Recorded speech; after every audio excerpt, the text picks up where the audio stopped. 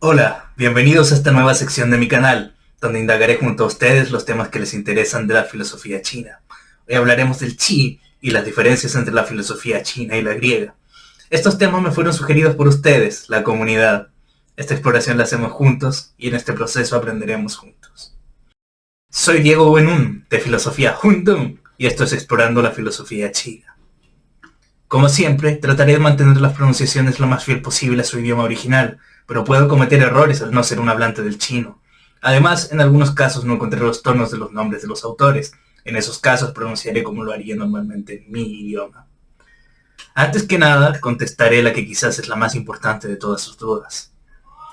¿Qué es mi foto de perfil? Si quieren saberlo, quédense hasta el final. El primer tema real es el siguiente. El Qi en la filosofía.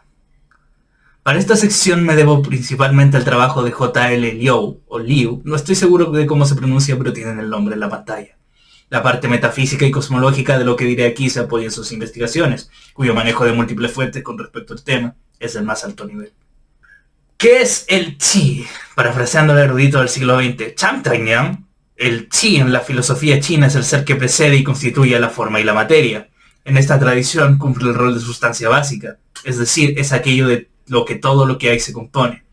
Como todo lo que hay está hecho de Qi, se podría decir que este concepto juega algo así como el rol que juega la materia para los materialistas o el espíritu para los idealistas. Pero el Qi no es ni material ni ideal, aquí ni siquiera se plantea esa dicotomía.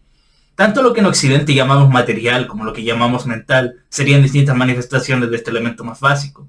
En jerga filosófica moderna, entonces, podemos nombrar esta teoría como una forma de monismo neutral.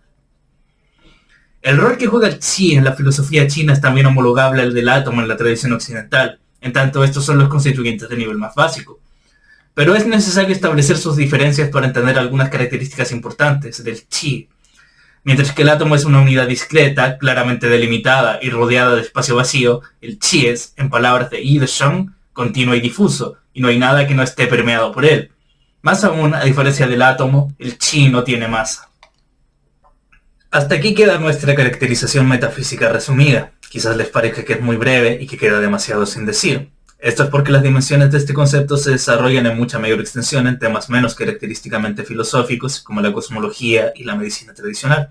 Pero que sean menos característicos de este campo, no significa que no haya nada que decir sobre ellos aquí. Sobre la medicina tradicional, la enciclopedia de Stanford tiene un artículo completo dedicado a su relación con la filosofía. Pero este tema es complejo e involucra muchos más conceptos, por lo que va más allá de lo que puedo encajar en una sección introductoria del concepto de Qi. Tratarlo en este video sería no hacerle justicia. Aún así, les dejo el link en la descripción por si saben inglés y quieren profundizar. En cambio, sí que no es posible tratar al Qi en la cosmología, porque ésta se centra mucho más en este concepto que la medicina. De hecho, los modelos cosmológicos lo toman como su base.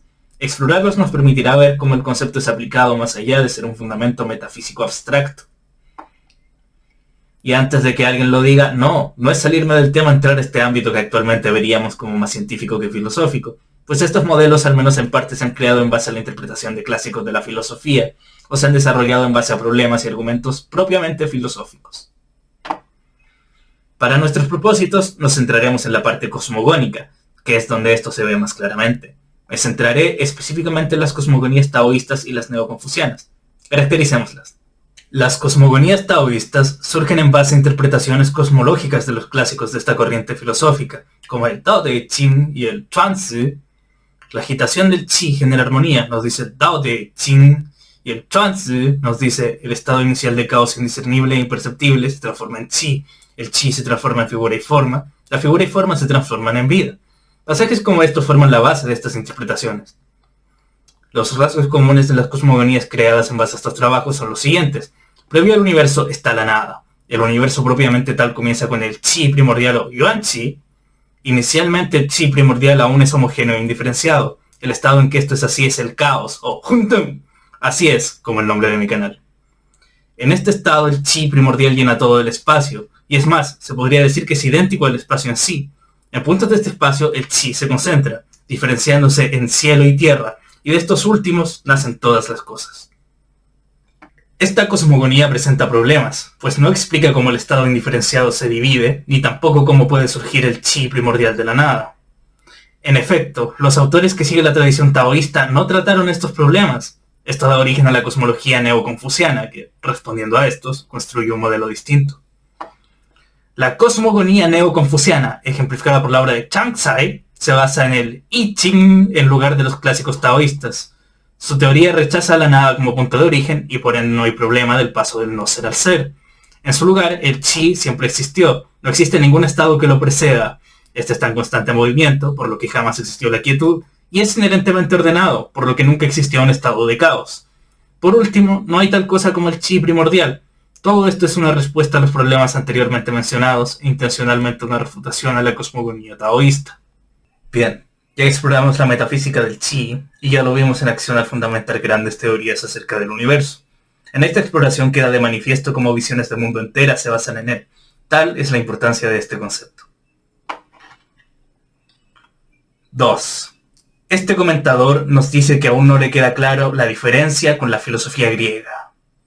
Esta es una cuestión muy interesante para mí y de hecho ya he realizado una investigación que trata parte de este tema en términos metafísicos, que espero poder presentar pronto en un congreso y la exploraré parcialmente aquí. Pero antes de entrar en ello, veamos el asunto en términos más generales. Los dos más grandes sistemas griegos, el aristotelismo y platonismo, muestran un gran entusiasmo en realizar investigaciones que se aproximen a describirlo todo, con fe en las facultades del pensamiento, en su capacidad de describirnos una realidad más allá del engaño y la ilusión. Por supuesto, fuera de estos sistemas el asunto es más matizado. Los escépticos son, por ejemplo, una excepción notable. Pero Aristóteles y Platón son quienes definieron las discusiones de su época, así que me parece relevante hacer la caracterización en base a ellos. Entre los chinos también me centraré en las dos más grandes corrientes de su tradición, el taoísmo y el confucianismo, para hacer la caracterización general. En ellos vemos una actitud epistémica en general mucho más preocupada de sus propios límites y más humilde en comparación. Estas actitudes pueden verse, por ejemplo, en las precauciones de Chuang-Tzu con respecto a buscar la infinidad de conocimiento posible en una vida finita. También lo vemos en el rechazo confuciano por especular sobre asuntos como si los muertos tienen conciencia o no. La diferencia que me parece más interesante está en la metafísica de ambas tradiciones. Ya mencioné en el video anterior que en la tradición china no encontramos propuestas como las ideas platónicas. Esto se extiende a los universales en general. La razón es que ningún pensador chino trató el problema de los universales. En esta tradición, las intuiciones metafísicas son muy distintas, y esto parece tener una razón lingüística, sea debido al idioma en sí, según Chad Hansen y Bo Mo, o debido al rol que se le da al lenguaje, según Roger Ames y David Hall. Entiendo que el problema de los universales en Occidente no se trata primeramente en términos lingüísticos, al menos cuando hablamos de la filosofía clásica. Pero me parece útil tratarlo hacia aquí para hacer la comparativa entre las tradiciones. Este problema surge porque damos un mismo nombre a distintos objetos individuales. Esto lleva a la pregunta, ¿qué es lo que tienen en común todos estos objetos claramente distintos entre sí, tal que los reconocemos de un mismo modo? Esto es lo que lleva a las formas como respuesta.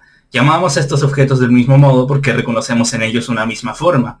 Noten cómo se da por sentado que la individualidad de los objetos nombrados es algo que captamos de ellos, que está ahí y nosotros solamente reconocemos. En la filosofía china, en cambio, hablamos de un mundo donde los sustantivos no refieren principalmente a objetos claramente delimitados, cuya individualidad está contenida en el nombre mismo. El uso del lenguaje se trata principalmente como un acto que consiste en separar, discriminar y enfocar partes de una totalidad. El mundo no nos es inmediatamente dado con divisiones individuales, sino que tales divisiones las hacemos nosotros mismos al nombrar. Así, si queremos referirnos a un objeto individual, tenemos que separarlo de la totalidad, especificando a qué se refiere nuestro señalamiento.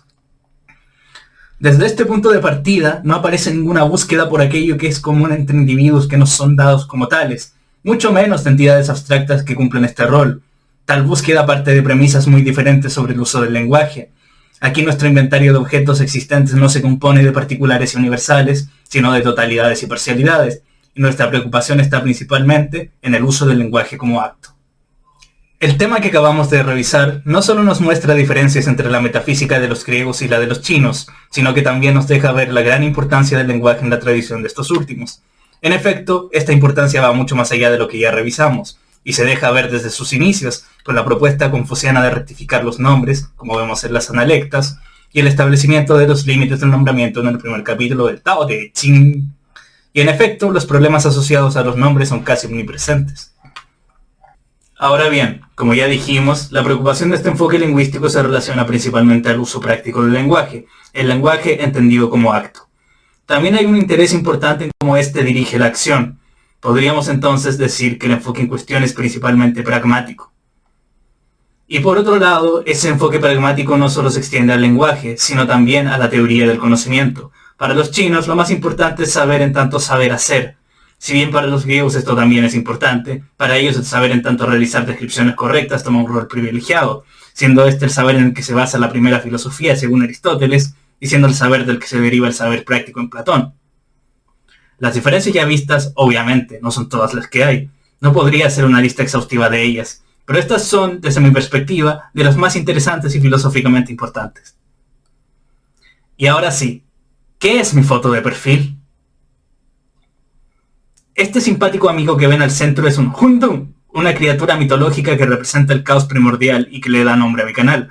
Lo que tiene de fondo es un cultrún, un símbolo mapuche que va pintado en un tambor ceremonial del mismo nombre. Porque sí, soy mapuche. El logo me pareció una buena representación tanto de mi contenido como de mí. Bien, espero que el video les haya gustado. Me ayudaría mucho que lo compartan donde puedan. Agradecimientos a mi amigo Lucas, que me ayudó con todo lo referente a la caracterización de la filosofía griega. No podría haber hecho este video sin él. Sin más que decir, adiós. Sai-chan. Peukayal.